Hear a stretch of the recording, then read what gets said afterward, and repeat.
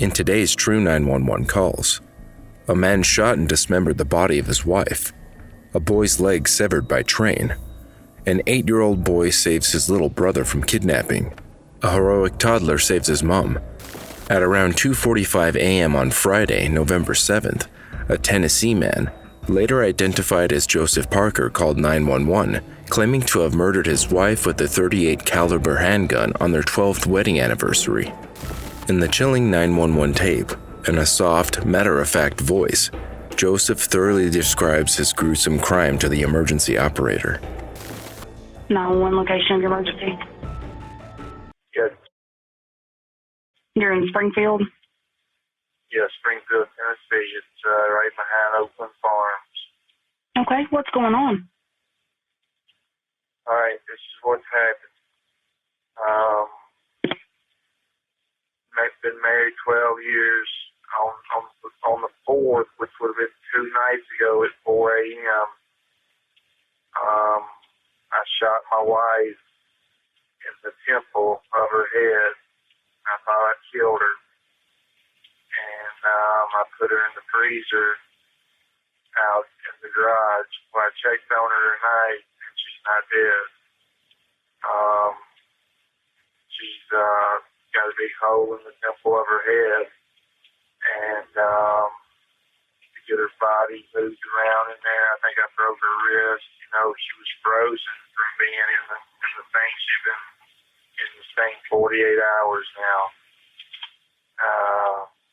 This is no prank call. I need somebody to get out there and help her. I've cleared the premises. I've got away. You know, I'm not going to be there. But I promise you this is a legit call, and I need somebody to get out there and help her, because I still love her. It's hard to believe that after that, you know, but, you know, I need to get somebody out there to help her. Okay, what happened that caused you to do that? It's a long story. Don't want to get into it. Just want to get into getting somebody out there to help her. I left the front door open. I left all the lights on in the house, so it would be kind of easy to spot. It's the last house on the right. But I left the front door open, and she's in the garage. You go through the kitchen to get into the garage, and you'll see her once you get in the garage. And she's a mess. She can't talk. I could get her to blink. Blink once means yes. Blink twice means no. And so I told her, I'm going to go around the road 10, 15 miles. I'm going to call 911 and get you some help out here. I thought she'd been dead 2 days. And when I checked on her, she was still alive. She's been frozen for 2 days. She's frozen solid. It's amazing she's still alive. She's got a big hole in the temple of her head. I shot her with a .38 caliber handgun. And there's a big hole in the temple of her head. I didn't see an exit wound. What is her name? Samantha Parker. She a white female? Yes. How old is she? 43 years old. And how long ago did you leave there? An hour ago. And that's the last time you saw her? Yes, that's the last time I saw her. And she was still in the garage? Yes, she's still in the garage. I made her as comfortable as I could make her. She tried to drink a little water.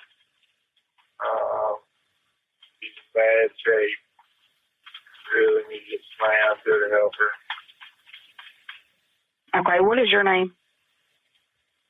My name is Joe. I'll just leave it at that. Don't want to get arrested tonight and all that. So we don't have a history of domestic disputes. You know, we've never had to call police or nothing. We just had a real bad night a couple of nights ago. And we somebody to get out there and help her. Okay, we'll send somebody out there to her. Yeah, I mean, it's like urgent. I think she's dying. She got a big hole where the temple of your head is. You know what I mean? Right. I love her. I still love her. I've loved her every day I've been married to her. She's had a rough stretch here. So anyway, checked on her and she's still alive. And now I want to get her somebody to help her that knows what they're doing. Okay, we'll send somebody out there. All right, what was your first name? I'm not going to give you my name, sir. Okay, that's fine. Hey, make a note on there. I left the front door open and all the lights are on. And you go to the garage, you can't yell for you. You can't yell. But you go to the garage, that's where you'll see her once you get to the garage. Okay. We'll send somebody out there. If she needs, paramedics, she needs everything. She needs an ambulance. She needs trauma. She's trauma. I mean, she's a trauma patient. She might need a helicopter.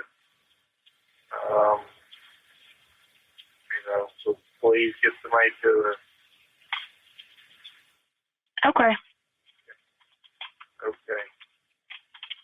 Thank you. When police officers arrived at the address on Clydesdale Lane, they discovered the partially dismembered body of Samantha Parker stuffed inside a freezer in the garage. Parker fled the scene before the authorities could arrive. The killer said he had been married to his 43-year-old wife for 12 years, and they had never had any domestic problems in the past. According to Joseph, what led to the terrible turn of events was a real bad night the couple had a few days prior. Springfield Police Chief David Thompson confirmed that the police had never been called to the couple's home. Samantha Parker was described as a woman who kept to herself most of the time. Though she had a car, she was rarely seen going out. As news about Samantha Parker's death and her husband's confession spread throughout the quiet Oakland Farms subdivision that morning, the couple's neighbors couldn't contain their shock. I catch myself every time I come outside. I do look over there. I don't know what I'm looking for, but I look, and it makes you just think, the image of just knowing that she was in there, and the way that it happened, it just makes you sad. Chloe Crabtree lived with her parents next to the Parkers. She described Joseph Parker as a very stern man who kept to himself. "I didn't really see them go out," Crabtree said. "He always parked inside the garage, and I would see him leaving in the mornings. I rarely saw her car leave. They were very quiet, the kind of people who never left the blinds open." The Tennessee Bureau of Investigation pursued Parker, U.S. Marshal Service, and local police officials from Tennessee and Kentucky at about 3:20 p.m. Friday. State troopers managed to get behind the suspect on the run on Interstate 65 North. Joseph had previously called the police and said he was going to Chattanooga, but the police did not believe him. The authorities were able to pinpoint his location from his cell phone in Nashville, Kentucky. However, he didn't want to be taken alive. Parker pulled out his gun and shot himself when he came to a traffic stop near mile marker 12 on Interstate 65 in Kentucky. While units were conveying in on the car, Mr. Parker took his own life while sitting in his white Toyota Camry. A year after the incident, the couple's daughter, Mackenzie Parker, celebrated both her parents' lives. Balloons were released in memory of her parents. She said, "Today I find myself missing both of them equally. They showed me what I would like to have in a marriage someday." Want to hear more stories like these? Subscribe to the channel and turn on the notifications so you don't miss any of my uploads.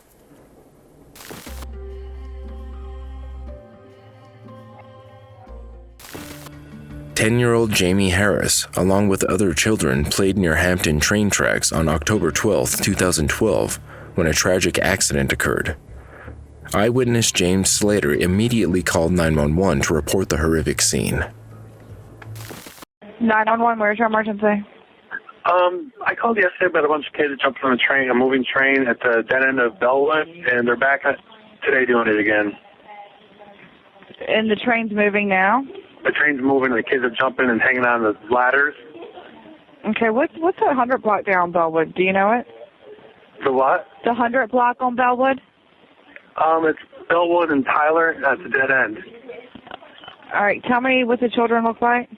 It's like 4 or 5 African-American kids. They're about under the age of 10, and they're all jumping on this moving train, and there's one kid screaming right now. I'm going to go and see if something happens. Can you give me any clothing?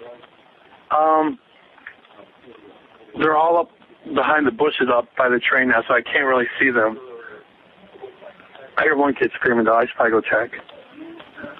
Okay.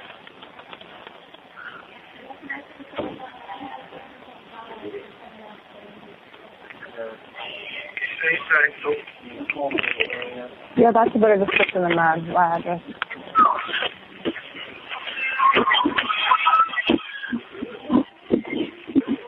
Are they okay, sir? No, I think someone's screaming. Oh, no. Oh, my God, he's lost his leg. What? Yeah. Oh, my gosh. That's an amputation on a leg. I got to get this. Hold on a second, sir. Okay, this is bad. Okay, listen. You got to get somebody Toddler and Tyler, Brian. I need to know how old the child is, sir. He's got to be about 12. I don't know. He's on the ground and he's lost his leg. Okay, sir. Do you have a belt or anything that you can do a tourniquet with? No. I've got babies in my house right now. Okay. Can you get someone out there to help you? I think his dad's out here right now. I need to keep him still. Tell me what's happening around you. His dad's calling paramedic right now, and then We're getting ready to get another call. Stay back. Oh my God. Okay, sir. Listen, we need to get a tourniquet of some sort. I don't know what that means. Okay, we need to find a belt or a piece of rope or something that we can wrap around the end of his leg to try to maintain the bleeding. Can somebody help me look for that? I didn't see anything under trauma. I don't have anything. My neighbor's going to get a belt. Okay. Guys, you guys got to stay back. Can somebody have a hotline and ask an EMS captain? Guys, stay back. I just need to know if we should tourniquet his leg to stop the bleeding. Stay back. Stay back. Okay, sir, that part, sir. Yes. Listen to me. Do you see the other part of his leg? His dad's up on the tracks looking for it. Okay. We went and placed it in a clear plastic bag if we can find it, okay? Uh-huh.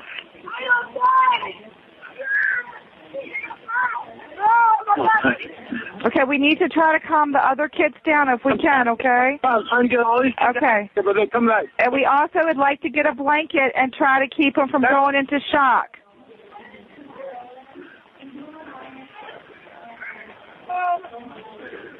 If we can find somebody that can get a blanket. I'm trying to get people to help. Okay, thank you. You're doing a good job. I'm sorry. I've got people coming, man. Okay.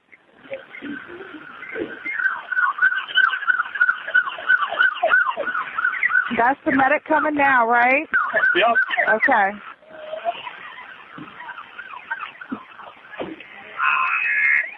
Do you see them? Yes, the two officers are down here. Right? Okay, so they see you, sir? They see me outside the road. All right, I just want to make sure that they can be able to find the child, okay? The officers are pulling out supplies right now. Okay, wonderful. I'm going to hang up. What's your name, sir? James. James, you did a good job. Okay, sir. Well, thank you for calling. You did a great job. Okay, James? Okay, thank you. You're welcome. The emergency operator offered Slater emergency first aid instruction, and Slater asked other bystanders to bring the supplies needed for the boy's care. The EMTs arrived before the supplies could be brought to the scene. According to the police, the lower part of the boy's legs was severed after getting caught underneath a train. Slater, who had seen the children playing on the tracks and trains at least a week earlier, said, "I was always scared something bad was going to happen." The one time I came out here and I tried talking to them, and I gave them the old man, disapproval look, and they just kind of flipped me off, and I was like, oh. He pled with them to refrain from their dangerous activities before calling 911 both Saturday and Sunday. I was on the phone, and she was asking age groups, and I said, wait a minute, and then it was like these awful, awful screams and tears, and they were all running down saying he lost his leg. Slater told the Newport News Daily Press that the ordeal was an image I'll never be able to shake, adding that as horrific as this was, at least the kid didn't die. You don't get too many second chances when it comes to a train.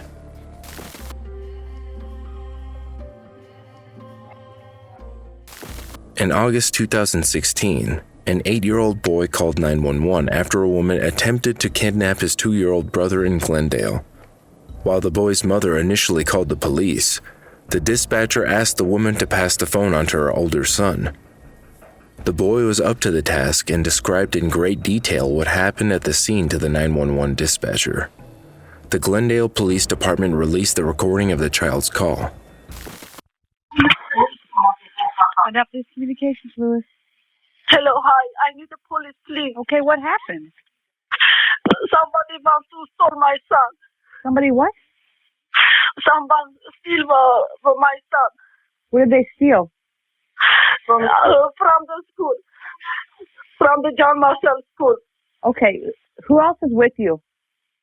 My son and my second side, other side. I have 2 kids. Okay, can I talk to your other son? Other son.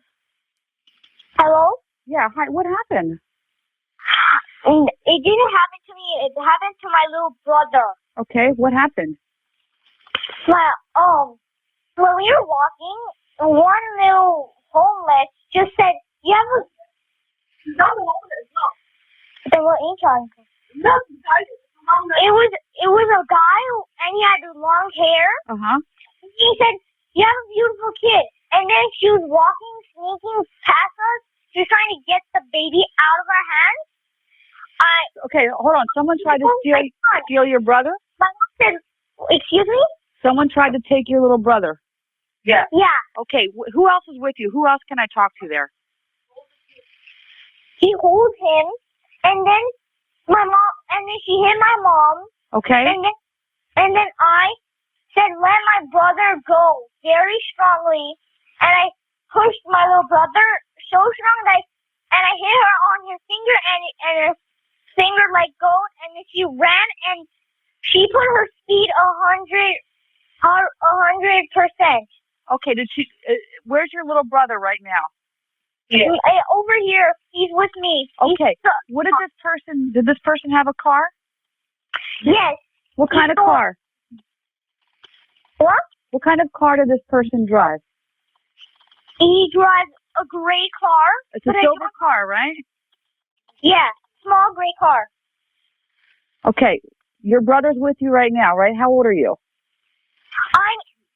He's 3. He's 3 and I'm 8.5. You're 8 years old? 8.5. Okay. Was it a man? It was a man. It looked like a lady. We weren't sure. Her voice, his voice looked like a girl, but he looked like a man. Okay, I want to know this right now. Can you tell me, does this person have dark skin or light skin? Light skin. Okay, do they look like they're Hispanic? Do you know what that means?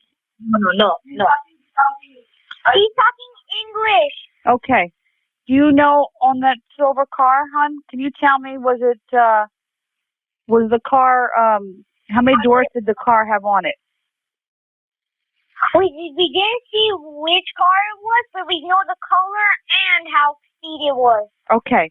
And you did a great job trying to push him away. I'm really glad you did that. Excuse me. Yes. Okay. So, are you send one in John Marshall? And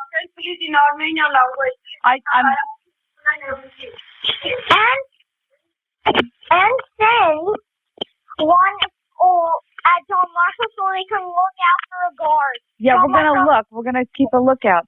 Was anybody else with you, or were you by yourself? Me and my mom and my little brother, we were guarding my little brother so she couldn't get it out. Can you remember what this lady was wearing, or man? Do you remember? Yeah, really bad, and he's like 6. Do you know what the lady was wearing? A gray shirt and gray jeans. Okay, was it do you know if it looked like a jacket, or was it a shirt? It was a sweater. What's that? It was a sweater.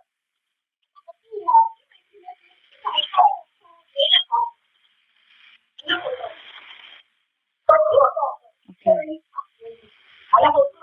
Huh. So they're wearing gray sweater. Do you know what color pants? Jeans.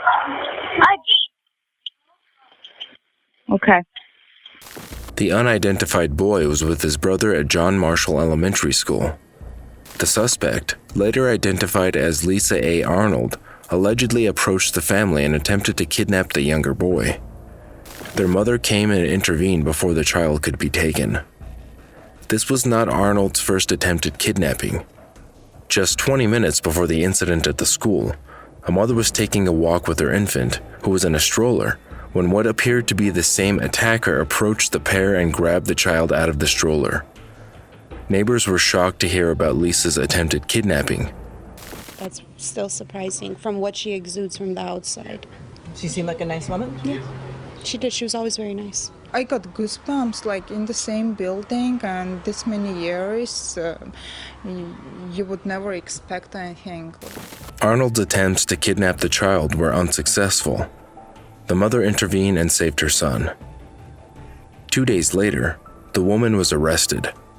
According to the Los Angeles District Attorney's Office, the 50-year-old was charged with 2 felony counts of attempted kidnapping. Arnold pleaded not guilty to 2 counts of attempted kidnapping. The judge hearing the case ruled that the defendant fit the legal definition of insanity at the time of the crimes based on 2 doctors' reports.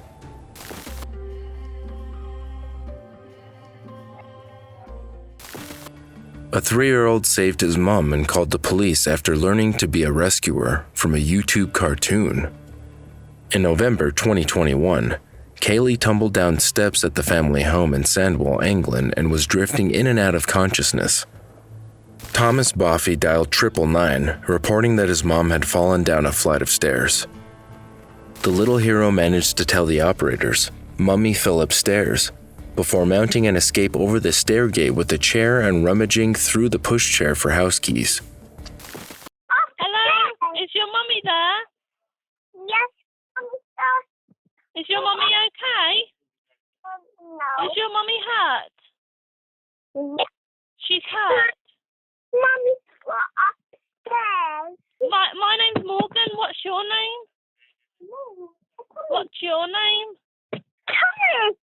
And how old are you? I'm good.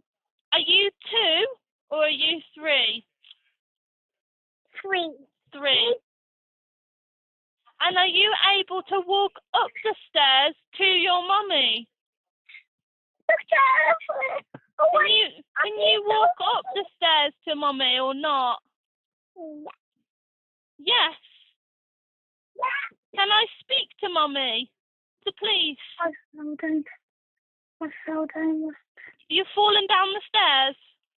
Yeah. Okay, I'm going to get you some help.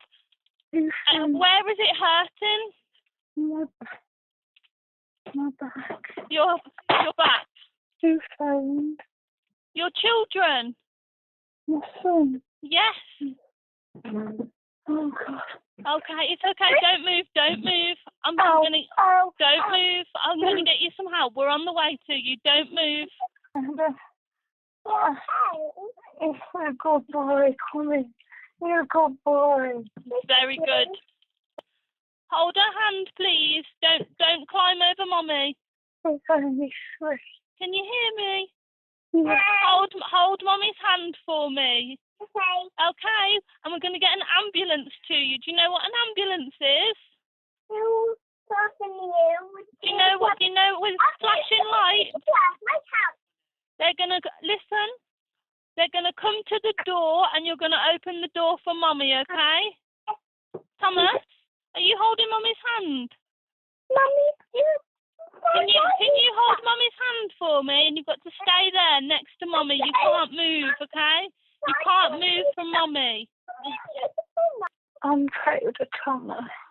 He's done very well. He's called us. He's a big boy. The doors are open. Okay. They're there now, okay? I want my son. Okay, they're there now. They're going to help you.